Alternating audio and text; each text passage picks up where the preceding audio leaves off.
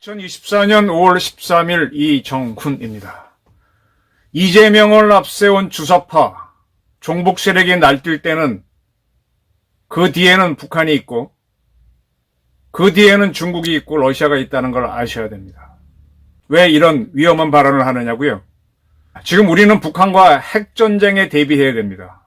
그런데 이제는 중국과도 핵전쟁을 하는 것에 대비해야 된다. 이게 확인됐습니다. 무슨 얘기냐고요?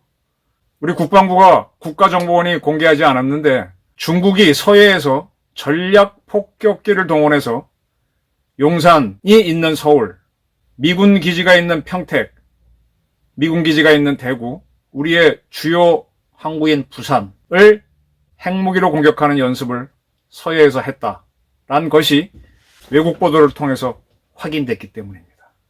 중국은 여차하면 우리를 핵으로 때리려고 합니다. 북한만 대비하면 안 됩니다.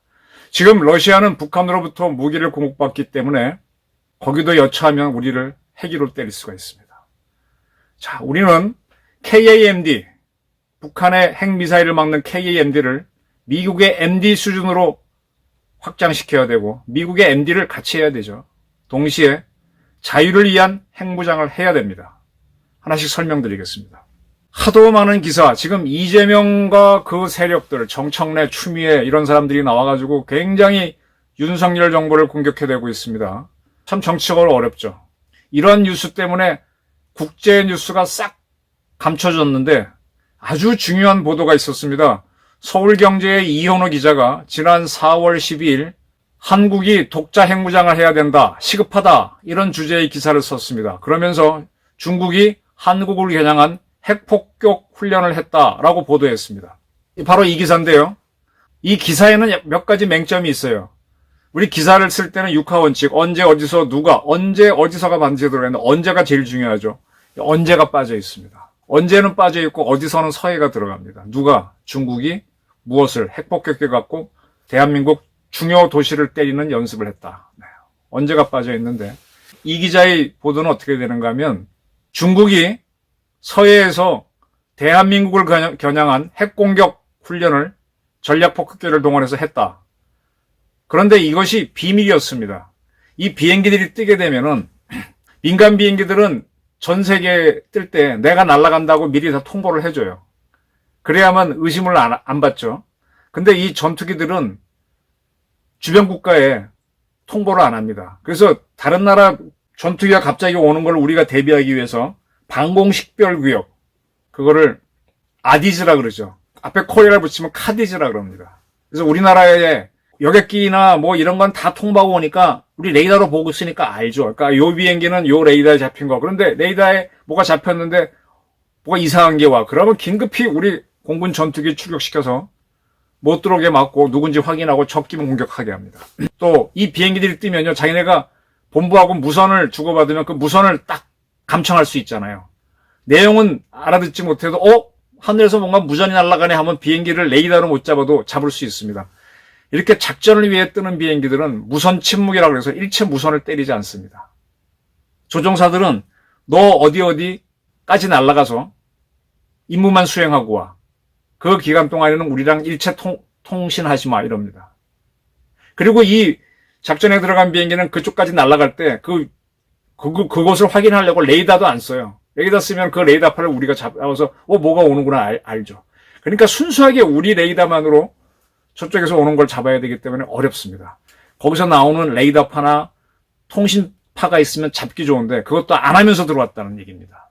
이현호 기자는 중국 두 군데에서 이륙한 16대의 H-6 전략폭격기가 서해로 들어와서 한국의 용산, 미 7공군이 있는 오산, 미 8군과 2사단이 있는 평택, 그리고 미 19전구지휘영사라고 있는 대구, 그 다음에 미국 해군 제7함대 전용부두가 있는 부산을 타깃으로 한 투발 훈련을 했다라고 보도했습니다. 근데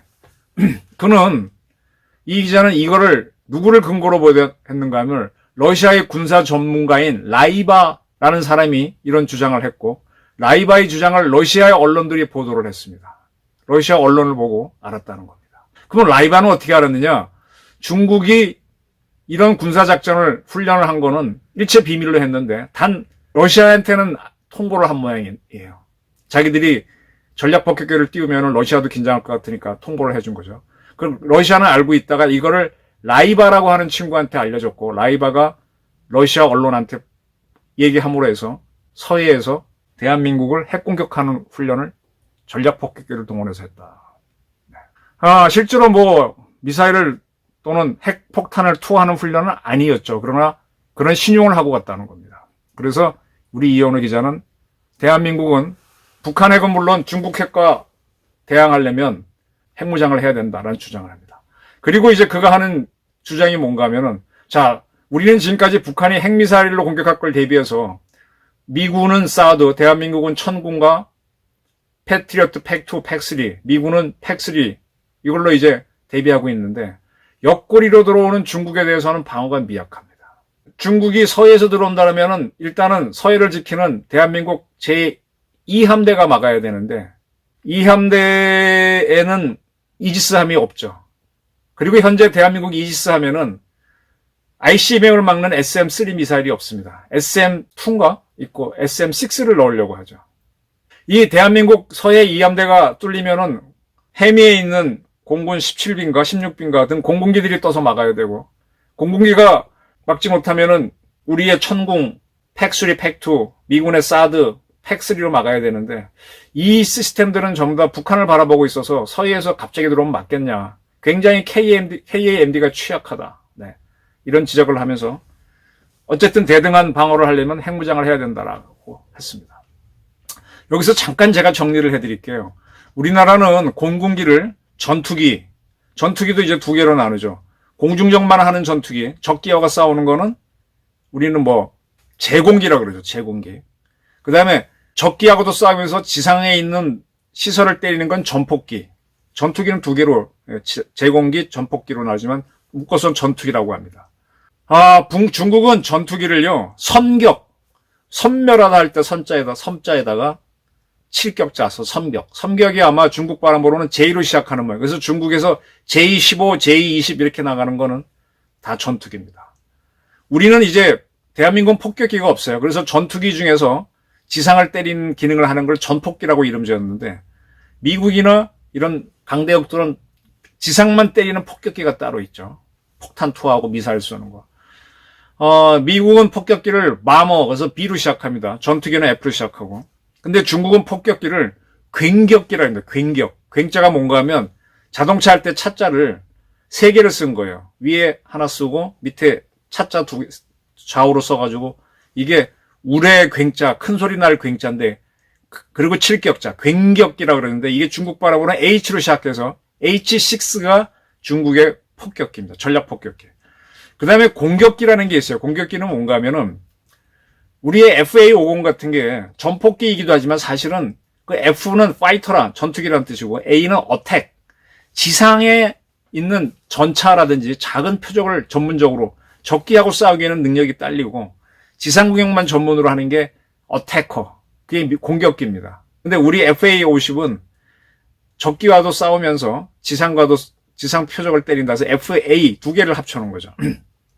이 공격기를 중국 친구들은 강격기, 강력하다 할 때 강자에다가 칠격자, 강격이 아마 Q로 시작해서 Q로 나가는 것들은 중국의 공격기고요. 우리는 수송기라 그러죠.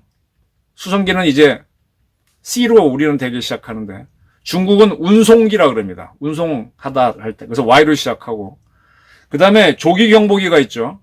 우리는 P-사이를 갖고 있는데 중국은 이거를 공경기, 하늘 공자에다가 경찰할 때 경자를 씁니다. 공경기라 그래서 공경기가 이 발음이 중국으로는 KJ가 이니셜인 것 같아서 KJ로 나가면은 공경기입니다. KJ200이라고 하는 경보기를 갖고 있고요. 그 다음에 훈련기라 그러죠. 우리는 T50 같은 거를. 중국 친구들은 이걸 교련, 우리 고등학교 다닐 때 교련복 입었잖아요. 가르칠 교, 가르칠 연. 그래서 L로 시작하는 게 훈련기고요. 헬기는 직승기라고 합니다. 수직할 때 직자에다가 위로 올라가는 승자, 직승기. 참고로 북한도 헬기를 직승기라고 그러죠. 직승기는 중국 발음은 제트로 시작해서 제트로 나가는 겁니다. 자, 아까도 말씀드렸지만 중국이 서해에 H6, 즉 굉격 다시 중국어로는 이열산스까지만 알고 그 다음 6은 뭐라고 발음하는지 모르겠는데 이 굉격 6 전략폭기계가 들어와서 용산과 오산, 평택, 대구, 부산을 핵공격하는 훈련을 하고 돌아갔습니다. 네. 자, 그래서 이게 도대체 언제냐 굉장히 궁금했는데 러시아 보도를 좀 찾았습니다. 지금 보시는 이 지도가 러시아 언론들이 보도한 중국 폭격기가 훈련한 상황을 그린 지도입니다. 날짜는 24년 올해입니다. 3월 6일 중국의 H6K 폭격기가 서해로 시험 비행을 했다. 대한민국 영해까지 들어왔는지 모르지만은 어쨌든 공해상에서 상당히 활발하게 훈련을 했습니다. 그리고 이제 자세한 설명은 없어요. 저도 이제 제가 구할 수 있는 한계는 여기까지입니다. 이때 아마 대한민국이 굉장히 긴장했던 것 같아요. 제가 지난 3월 20일 서해에서 북한 무인기가 넘어온 걸로 보여서 우리 군이 비상이 걸렸다라고 한번 선거 전에 보도를 했었습니다. 아주 팍 파묻혔죠. 근데 선거가 끝나고 난 다음에 여러 언론이 3월 20날 북한인지 중국인지 뭔가 이상한 물체가 NNL 백령도 쪽으로 와서 우리 군이 격추시켰다. 그런데 그게 바다에 빠져서 건져 올리지 몰라서 뭔지 모르겠다. 그런데 우리 군은 중국에서 띄운 무슨 기구가 아닌가 이렇게 본다라고 보도가 있었습니다. 저도 이게 중국이 왜 띄었지?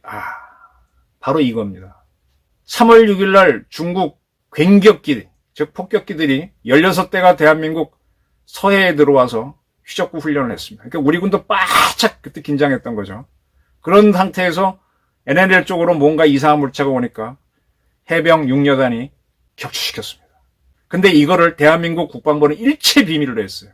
이게 터져나오면 22대 총선에 영향을 준다고 봤는지 뭔지 모르겠습니다. 하여간 이번 선거를 앞두고 이상한 사건들이 많아요. 법원 전산망이 뚫려서 대한민국 정보가 이북으로 다 넘어갔는데 선거 전에 그거 다 밝혀졌는데 공개 안 하고 선거 끝나고 한 달 지난 다음 지난 5월 11일에야 발표가 있었습니다. 뭔가 이상해요. 이런 게 터지면 보수파한테 유리하다? 북풍이다 이럴까 봐 쉬쉬했는지 아니면 좌파들이 준동을 해서 그들이 막은 건지 도대체 알 수가 없어. 자, 그러면 중국의 폭격기는 중국의 핵미사일 전략을 좀 설명드릴게요. 중국은 육군, 해군, 공군이 있고 플러스 화전군이 있습니다. 중국은 4개의 군이 있어요. 화전군은 불화자에다가 화살전자를 씁니다. 영어로는 로켓군이라고 그러죠. 과거에는 이 로켓군을, 화전군을 제2포병 그랬는데 2016년부터 화전군으로 이름을 바꿨습니다. 이 화전군에는 현재 6군데의 사령부가 있어요. 그 사령부가 있는 곳이 기지인데 61, 62, 63, 64, 65, 66 4개의 사령부가 있습니다. 그 중에 65기지가 윤영성 심양에 본부가 있습니다.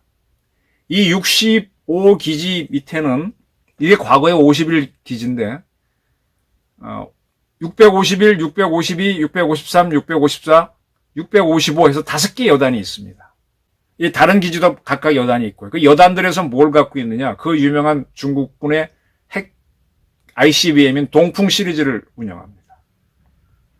그런데 이 65기지에 있는 그 산하의 5개 여단이 보유하는 동풍 핵 또는 재래식 미사일은 대한민국과 일본을 겨냥한 겁니다.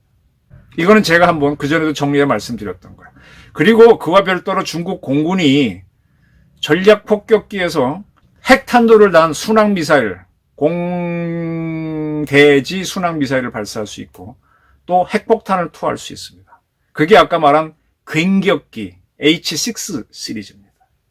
근데 지금까지 우리는 대한민국군은 북한과의 전면전에 대비해서 북한군과의 작전 계획만 짰지 중국군과 싸우는 것에 대한 작전 계획은 만든 적이 없습니다. 근데 중국이 대한민국 핵심부를 때리는 훈련을 했습니다. 16대나 동원했다. 이 16대가 전부 다 폭격기인지 아니면 폭격기를 엄호한 전투기도 있는지는 그것까지는 확인이 안 되고 있습니다. 네. 그럼 중국은 왜 이렇게 했느냐? 3월 달에 했느냐? 이거는 제 추정인데 우리 군하고 미군이 올 초에 프리덤 쉴드, 자유의 방패 훈련을 했죠. 굉장히 세게 했습니다.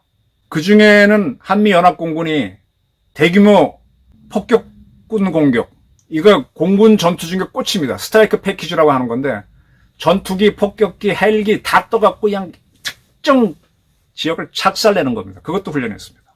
북한은 바짝 쫄죠, 이럴 때. 지금 북한은요, 군사훈련을 안 해요. 왜 안 하느냐? 러시아에 무기 팔아먹느라고 그거 바빠갖고 훈련할 틈이 없어요. 아마 군인들을 동원해서 수송하는 무기 지키고 뭐 그러는 것 같아요.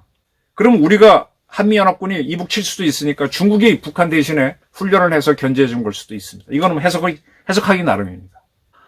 그러면 한미는 왜 이렇게 세게 연습을 했느냐? 2022년으로 시점을 돌리면, 즉 윤석열 정부가 출범할 전후로 해서 북한은 어마어마하게 도발을 했습니다. 굉장히 그때 제가 아마 그 무렵쯤에 아마 국힘당의 북핵 특위위원이 돼서 북한 핵 문제를 어떻게 대처해야 되느냐 뭐 그런 아이디어를 짜는 거를 참여했었는데 그 시기죠.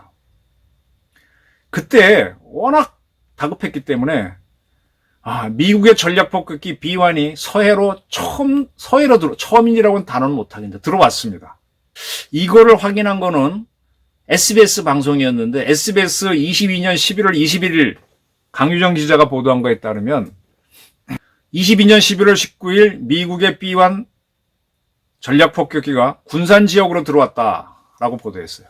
그걸 왜 그렇게 SBS가 주장했는가 하면 이 전략폭격기가 찍힌 사진이 있는데 그 밑에 지상이 찍혔어요. 지상을 가만히 확대해 보니까 그게 군산에 미 7공군 산하에 2개 비행단이 있는데 하나는 오산에 있고 하나는 군산에 있는데 군산 기지 활주로랑 똑같았고 그 주변에 있는 공군기지에는 항상 대기하는 공군들이 사용하는 골프장이 있는데 골프장이 똑같았다. 그래서 그 다음에 그 옆에 또 다른 사진 보니까 바다가 있는데 그게 새만금 방조회랑 같아서 서해로 들어왔구나. 22년 11월 19일쯤에 미국의 전략폭격기가 서해로 들어왔었습니다. 이제 그런 사실이 있고 하니까 중국도 지금 이제 북한이 러시아로 무기를 수출하고 하니까 지금 미국이 굉장히 예민하죠. 우리도 예민하고. 그리고 올해도 지금 우리가 3월부터 계속 연습을 했고 하니까 중국이 폭격기를 넣어서 대한민국을 때리는 연습을 한 겁니다. 자, 그러면 좀 더 들어가겠습니다. 그러면 중국이 대한민국을 위협한 건 이번이 처음이냐? 천만의 말씀. 제가 지금 기록만 찾아보니까 그전에도 많았어요. 2019년 7월 달입니다. 7월 23일. 이게 문재인 정권 때죠. 러시아가 우리 동해로 A-50 조기 경보기를 띄웠는데 이게 우리 독도 영공으로 들어와서 그때 우리 군이 우리 전투기에 써서 위협 사격을 했었어요. 경고 사격을 했었어요.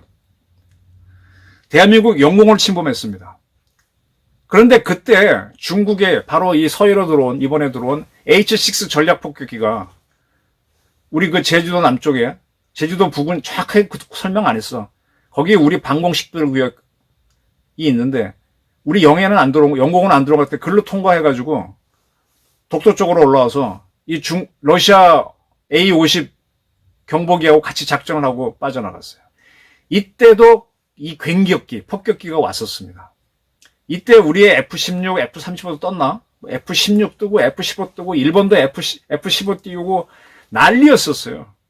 근데 그때는 러시아와 연합훈련이기 때문에 대한민국을 폭격하는 연습은 안 했는데 이번에는 했다는 겁니다. 그리고요, 22년 11월 30일로 보이네요. 그때도 중국의 H-6 이 폭격기가 동해로 들어왔습니다. 일본의 자위대 공격, 일본 항공자위대 전투기 뜨고 우리도 띄우고 난리였어요. 그때 중국 폭격기는 2대가 동해로 들어왔습니다. 일본 언론도 난리였죠. 그리고 2023년 6월 6일 또 제주도 남쪽으로 중국과 러시아의 폭격기가 같이 만나서 작전을 하고 돌아갔습니다. 이때도 한국과 일본 전투기들이 다 뜨고 난리였죠. 이런 식으로 중국이 폭격기를 남해나 동해로 집어넣은 적이 있지만 서해에서 작전한 적이 없는데 이번엔 서해에서 세게 작전한 겁니다. 지금 중국 핵 공격을 막을 것이냐 말 것이냐 우리가 결정을 해야 됩니다. 여러분 좀 최근 보시면은 ICBM을 막아내는 미사일이 해군 이지스함에서 쏘는 SM-3인데 우리는 이지스 구축함을 3척 갖고 있고 추가로 6척 하는데 이 SM-3를 도입 안 한다고 해서 제가 여러 차례 불만스러운 보도를 했습니다. 그래서 SM-6만 도입한다 그랬는데 최근에 우리 군도 이지스함에 SM-3를 도입하기로 했죠. 신형 이지스함에. 왜? 바로 중국의 저 위협 때문에. SM-3하고 SM-6를 혼합 배치하기로 했습니다. 다급합니다, 지금 우리도. 지금 한국이 천궁2를 막 발전시키는 것도 그런 거예요. 그리고 천궁2, 3, 4 해갖고 한국평 사드를 만들려고 한 것도 중국의 핵공격. 우리 서해가 이제 최전방이 되는 겁니다. 휴전선과 더불어. 네, 이렇게 흘러가고 있습니다. 왜 윤석열 대통령은 대만 해협 사태를 중국은 힘으로 해결하지 말라라고 해서 중국한테 경고를 해서 이런 위기를 일으켰느냐 이렇게 얘기하시는 분들이 많을 겁니다. 그러니까 중국이 대한민국을 핵공격하는 연습을 하지. 천만의 말씀. 중국은 사실 동해로 벌써 아까 2019년인가요? 22년 계속 집어넣었죠. 그게 다 이미 문재인 때부터 본격화한 겁니다. 그때는 폭격하는 연습을 안 하고 그냥 비행하는 연습만 했던 거죠. 자, 이제 대한민국은 중국의 폭격기를 찾아낼 수 있는 최첨단 레이더. 자, 그 다음에 그 폭격기나 전투기를 격추시킬 수 있는 대공 미사일. 그리고 KAMD를 굉장히 발전시켜야 되고 미사일 체계를 발전시켜야 됩니다. 그래서 미국과의 연합이 굉장히 필요합니다. 지금 다시 돌아가게 되면은 사드를 도입했을 때 사드 결사 반대한 게 누구예요? 중국의 사주를 받은 문재인 세력과 연합했던 윤미향이 포함된 좌파들입니다. 지금 그 좌파들이 이번 총선에서 이기면서 기고만장하고 있습니다. 제가 아까 서두에서 이재명을 앞세운 주사파들이 장악한 민주당이 날뛸 때에는 북한이 있고 중국이 있습니다. 2017년 문재인 정권이 들어섰을 때 송영길을 비롯한 민주당 수뇌부가 중국에 쫓아가고 친중 행보를 하신 건 다 기억하시죠? 운동권들은 그렇습니다. 지금은 이재명을 앞세워서 그 그늘 밑에서 정청래 등 쫙 숨어갖고 이제 또 활동하는 거죠. 그들은 중국의 사주를 받을 가능성이 큽니다. 중국은 우리를 핵으로 굴복시키려고 합니다. 한미 관계를 이간시킬 거고 그 전에 약한 고리인 한일 관계를 이간시키기 위해서 이미 민주당의 세력들은 이번에 라인 사태인가 야오 라인 사태 갖고 이미 흔들고 있죠. 자, 여기에 맞설 수 있는 게 한국의 핵무장인데 저는 대한민국의 윤석열 정부가 미국과 중국, 러시아에 니들이 북한 핵을 막지 못하면 우리는 핵무장할 수밖에 없다라고 선언해야 된다라는 주장을 합니다. 이거는 태영호 의원도 주장했죠. 한국 안보가 심각해지고 있습니다. 우리는 중국과의 핵전도 대비해야 됩니다. 그리고 우리의 안보 태세를 점검해서 정치권에 들어와 있는 친중 세력, 종북 세력을 잡아야 된다. 그런데 지금 국정원과 국가수사본부, 경찰청, 검찰은 너무 어리뻥뻥하다. 이게 큰 문제입니다. 제가 반복해서 친북, 종북, 친중 인사들이 숨어있는 민주당은 이재명을 앞세워서 대한민국을 흔들고 있다고 주장을 했습니다. 무슨 근거로 그렇게 얘기하시냐 이렇게 지적하는 분들이 있을 거예요. 제가 간단하게 설명드리겠습니다. 제가 번재명 쉐쉐 대표라고 하는 제목의 유튜브를 만들어서 올린 적이 있습니다. 왜 이렇게 했느냐? 지난 총선에서 이재명은 중국 건들지 말자. 우리는 중국에 쉐쉐 하면서 살면 된다 그랬습니다. 기억나십니까?